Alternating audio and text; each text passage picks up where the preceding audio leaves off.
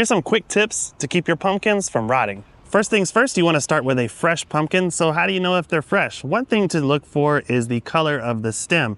You can see that the pumpkin stems start off nice and dark colored like this. And then as that pumpkin has been off the vine for longer, it's going to be a little bit more pale in color. So the darker the stem, the fresher the pumpkin. Next, you want to check your pumpkin for nicks and scratches. Take a look here. This one has been damaged at some point along the way, and this is an area where bacteria could get in here and start making a soft spot or beginning rot. As you are looking that pumpkin over for scratches and nicks, also push against it and make sure there are no soft spots developing. And lastly, when you get them home, wash them off with a bleach solution, and that's going to kill any bacteria that might be on the skin of these pumpkins, and the bacteria is what causes them to rot. The bleach solution will disinfect the skin of your pumpkin, and it will also dissipate within a couple of days, posing no harm to any wildlife that might feed on your pumpkins once you're done with them. Remember, pumpkins are produce and therefore they can rot, so just make sure you follow these tips to have the happiest and longest fall with your pumpkins.